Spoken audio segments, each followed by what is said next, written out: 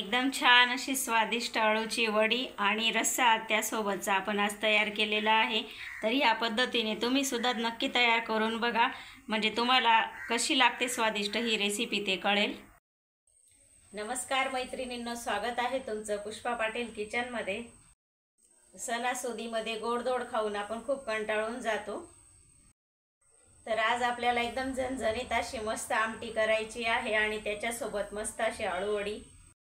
एकदम साध्या आणि सोप्या पद्धतीने अळूची वडी करायची आहे आणि अळूवडी सोबत खायचा जो रस्सा असतो तो सुद्धा करायचा आहे। लगेच रेसिपीला सुरुवात करू। तर अळूवडी करण्यासाठी बघा, इथे मी पानं घेतलेली, अळूची खूप छान अशी पानं आहेत आणि पानं घेताना बघा अशा देठाची घ्यायची, म्हणजे हा रंग असला ना तर तेच पानं घ्यायचे। हे कणी म्हणजे खाजल्यानंतर खाजवत नाही हे पानं, असेच पानं घ्यायचे। पानं मी धुवून आणि स्वच्छ करून घेतलेली आहेत। फक्त आता आपल्याला यांचे हे जे देठ आहेत ना हे कापून घ्यायचे आहे आणि देठ कापताना असं म्हणजे आपलं हे जे कडक भाग आहे ना तर तो सुद्धा आपल्याला हलकासा असा काढून घ्यायचा आहे। हे बघा असं, बरं आपोआप निघतं ते। थोडंफार राहिलं असेल ना ते सुद्धा हळूवार असं कापून घ्यायचं आहे, पान तुटणार नाही असं बघायचं आहे व्यवस्थित।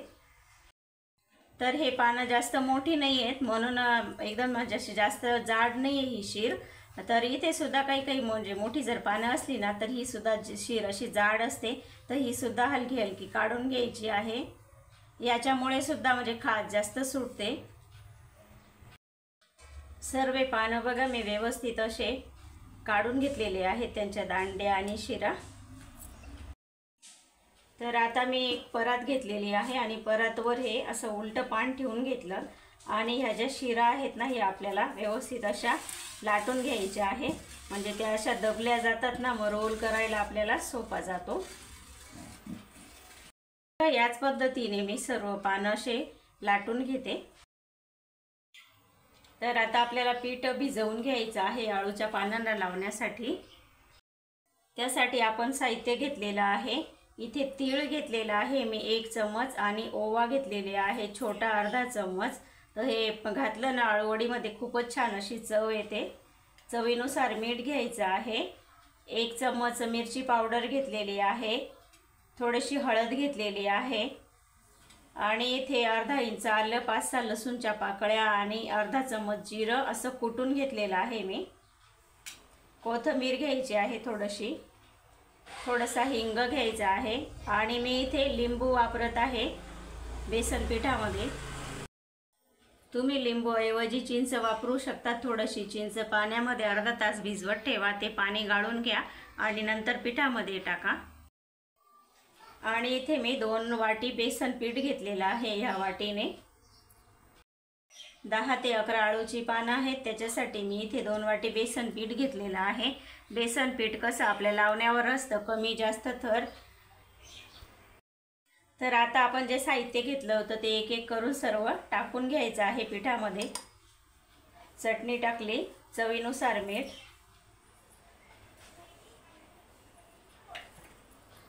कोथिंबीर, तीळ आणि ओवा, हळद घालू, कुटून घेतलेलं आलं लसूण आणि जिरं घालायचं आहे,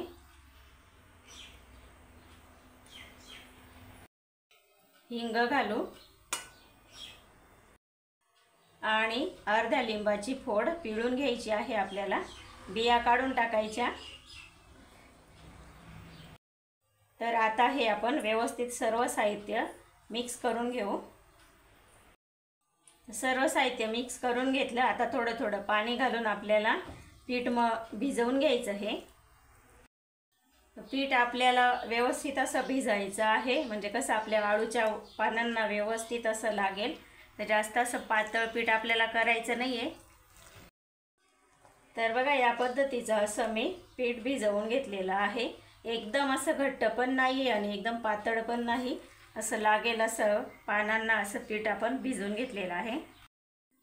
तर आता मी या पानांमधून एक पान घेते आणि परातीवर असं उलटं ठेवायचं आहे। एक मोठं म्हणजे काहीतरी घ्यायचं आपल्याला, म्हणजे पूर्ण पान व्हावेल असं. तर मी इथे परात घेतलेली आहे आणि उलटं पान ठेवून आणि त्याला असं पीठ लावून घ्यायचं आहे आपल्याला. एकदम जास्त पण जाड असा थर नाही द्यायचा. तर बघा व्यवस्थित असं सर्वीकडे पीठ लावून घेतलं आणि एकदम जाड असा थर नाही आहे, व्यवस्थित असा पातळच थर दिलेला आहे आणि पीठ खूप छान असं लागलेलं आहे. कारण पीठ छान आपण तयार केलेलं आहे, त्याच्यामुळे छान असं पानाला सुद्धा लागलेलं आहे. याच्यावरती आता दुसरं पान ठेवायचं आहे आपल्याला. तर याचं टोक इकडे आहे ना, तर हे दुसरं पान ठेवताना असं ठेवायचं आहे, ते पण उलटं करूनच ठेवायचं. तर आता ह्या पानाला आपल्याला परत असं पीठ लावून घ्यायचं आहे. तर ह्या सुद्धा पानाला आपण व्यवस्थित असं पीठ लावून घेतलं. आता ही जी जागा इथे उरलेली आहे तिथे एक छोटंसं पान ठेवायचं आहे आपल्याला. याला सुद्धा व्यवस्थित असं पीठ लावून घेऊ. तर आपण आता अजून परत पान ठेवणार आहोत, कारण पानं म्हणजे छोटी छोटी आहेत ना, तर आपण 4-4 पानाचा एक एक रोल करायचा आहे. तर त्याच्यासाठी मी अजून एक पान ठेवणार आहे, पण ते असं ठेवणार आहे मी आता, म्हणजे आपला रोल व्यवस्थित असा होईल. घरची पानं आहेत ना, त्याच्यामुळे लहान मोठी आहेत. बाजारातून आणले तर ती कशी एकसारखी पानं असतात ना. तर व्यवस्थित असं मी सर्व पानांना पीठ लावून घेतलं. आता आपल्याला याचा रोल करून घ्यायचा आहे. तर रोल करताना बघा हे साईडचं जे आहे ना, ते थोडं थोडं आपल्याला असं वाळून घ्यायचं आहे. तर इकडच्या साईडचं सुद्धा तसंच वाळून घेतलं. आता याच्यावरती आपल्याला हलकंसं असं पीठ लावून घ्यायचं आहे. रोल म्हणजे आपला असं वाळून घेतल्याने छान असा दिसायला दिसतो. तर आता आपल्याला याचा रोल करून घ्यायचा आहे. तर सुरुवातीला मी इथे थोडंसं वाळून घेतलं आणि तिथे सुद्धा असं हलकंसं पीठ लावलं. तर आता आपल्याला व्यवस्थित असा याचा रोल करून घ्यायचा आहे. हे बघा एकदम छान असा रोल आपला तयार होत आहे.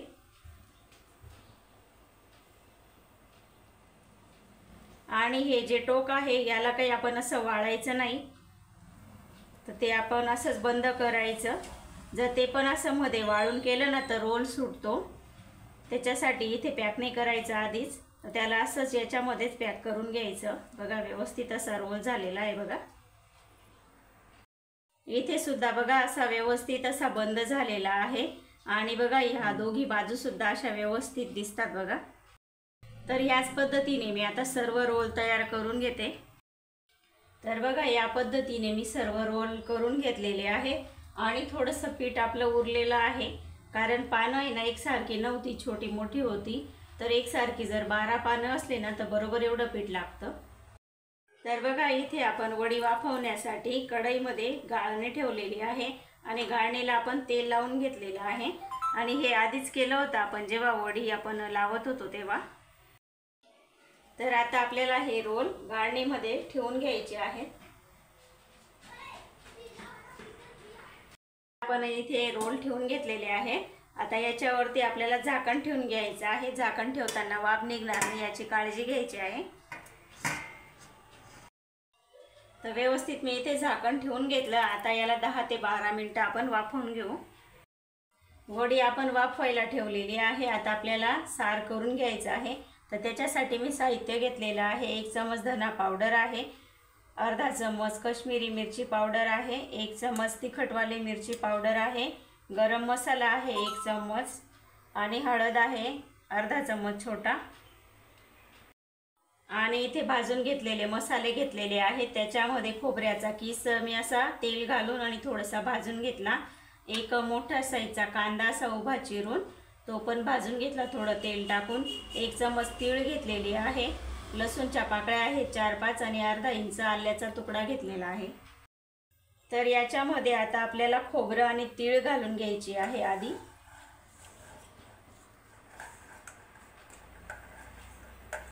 तर आधी सुरुवातीला हे आपल्याला बारीक करून घ्यायचं आहे, कारण तीळ अशी ओल्यामध्ये वाटली जात नाही, तर पाणी न घालताच हिला वाटून घ्यायचं आहे. तीळ आणि खोबरं इथे वाटून घेतलं। आता याच्यामध्ये कांदे लसूण घालून घेऊ। याच्यामध्ये आता आपण थोडंसं पाणी घालू आणि याला सुद्धा एकदम बारीक असं वाटून घेऊ। या पद्धतीने बारीक असं वाटण करून घेतलं। आता याच्यामध्ये जे पावडर मसाले आहेत ते सर्व घालून घ्यायचे आहेत।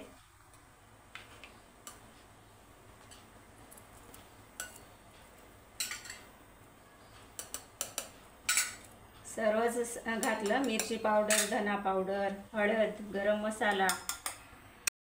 तर याला आता थोडंसं आपण मिक्स करून घेऊ परत। इथे गॅसवर आता कढई ठेवलेली आहे, तेल घालून घेऊ। तर तेल व्यवस्थित असं तापून गेलेलं आहे आपलं। 3 पळी मी तेल टाकलेलं आहे कढईमध्ये। आता आपण जो मसाला तयार करून घेतलेला आहे तो टाकून घेऊ।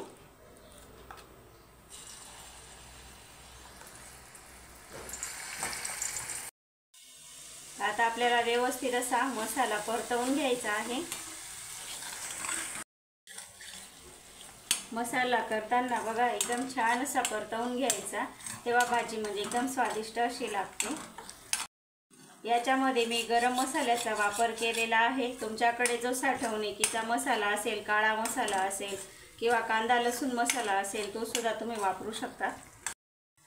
तर बघा व्यवस्थित असं तेल सुटून गेलेलं आहे मसाल्याला आणि मसाला एकदम असा मोकळा मोकळा झालेला आहे। बघा एकदम छान असा परतला गेला।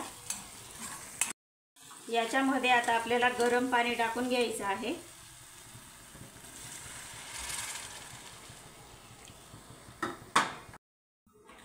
याच्यात आपल्याला गरजेनुसार पाणी टाकून घ्यायचं आहे। घट्ट पातळ बघायची आणि तेवढाच रस्सा वाढवायचा। जास्त पण म्हणजे असं एकदम पातळ नाही ठेवायचा, रस्सा थोडा घट्टसरच ठेवायचा। तर बघा व्यवस्थित असा रस्सा आपला होत आहे आणि बघा असा इतपत मी असा घट्ट ठेवलेला आहे, अजून उकळून व्यवस्थित होईल तो। तर आता याच्यामध्ये आपल्याला चवीनुसार मीठ घालून घ्यायचं आहे।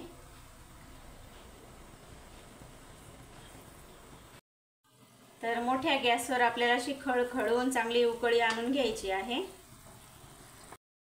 हे बघा अशी खळखळून उकळी आल्यानंतर गॅस कमी करून द्यायचा आणि एक 5 ते 6 मिनिटं मीडियम गॅसवर आपल्याला हा रस्सा उकळवून घ्यायचा आहे। तर आपला रस्सा झाला तोपर्यंत वडी सुद्धा वाफवून झाली। 10 मिनिटं मी वडी वाफवून घेतली आणि बघा चाकू टाकून बघितला मी, तर एकदम असा क्लीन निघतो। तुम्हाला सुद्धा दाखवते। तर हे बघा, तर वडी आपली एकदम छान अशी वाफली गेलेली आहे। वडी आता 5 मिनिटं आपण अशीच राहू देऊ, म्हणजे गार होईल। गार झाल्यानंतर वड्या छान पडतात। 5-6 मिनिटं उकळल्यानंतर बघा आपला रस्सा एकदम छान असा उकळून गेलेला आहे, मस्त असा घट्टसर झालेला आहे। तर असाच रस्सा पाहिजे, जास्त पातळ पण चांगला नाही लागत। वरून आपण आता थोडीशी बारीक चिरलेली कोथिंबीर घालू। तर तयार झाला आपला मस्त असा आळूवडी सोबतचा रस्सा। वडी सुद्धा आपली छान अशी गार झालेली आहे। एक वडी काढू आणि व्यवस्थित अशी कट करून घेऊ।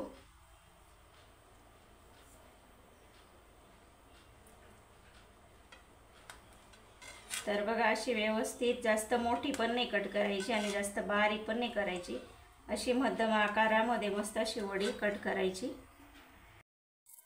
थोडा वेळ ठेवल्यामुळे बघा गार करून घेतल्यामुळे व्यवस्थित अशी वडी पडली आणि एकदम छान अशी। आणि बघा पुढचा भाग सुद्धा टोकाचा असा बंद झालेला आहे आणि कुठेही सुटलेला नाही। तर याच पद्धतीने वडी सुद्धा आपल्याला तयार करताना सुद्धा करायची आहे। तर आता हिला आपण तळून घेऊ। वडी मी शॅलो फ्राय करून घेणार आहे, त्याच्यासाठी मी कढई ठेवलेली आहे। तर तेल टाकून घेते। तर मी आता इथे एक एक वडी अशी ठेवून घेते। तर मी इथे शॅलो फ्राय करते, तुम्ही डीप फ्राय सुद्धा करू शकता।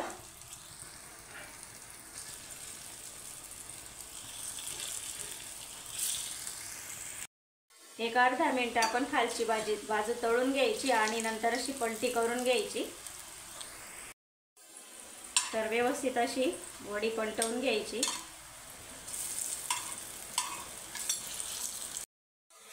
तर बघा दोघं बाजूने व्यवस्थित अशी मी वडी परतवून घेतली, तळून घेतली। एकदम छान अशी वडी झालेली आहे। इतका छान असा सुगंध येत आहे कोथिंबीरीचा। तर आता ही वडी मी काढून घेणार आहे। तर बघा एकदम छान अशी आपली अळूची वडी तयार झालेली आहे। याच पद्धतीने मी आता सर्व वडी तळून घेते। बघा सर्व वडी तळून घेतली आणि एकदम छान अशी दिसत आहे। दिसायला जेवढी अशी छान दिसत आहे ना, तेवढीच खायला सुद्धा खूप स्वादिष्ट आहे। तर लगेच आता गरमागरम वडी खायला घेऊ। बाकीची तर खाऊन सुद्धा झालेली आहे। तर बघा एकदम छान स्वादिष्ट अशी वडी आणि त्याच्यासोबत मस्त असा रसा सुद्धा तितका स्वादिष्ट झालेला आहे। तर आता ह्या रश्यामध्ये मस्त अशी वडी टाकायची आणि एकदम छान असा लागतो। तुम्ही चपाती भाकरी सोबत, भातासोबत एकदम म्हणजे छान लागते, खाऊ शकतात। तुम्हाला ही अळू वडी आणि रश्याची रेसिपी आवडली असेल तर लाईक सबस्क्राईब करायला विसरू नका। धन्यवाद।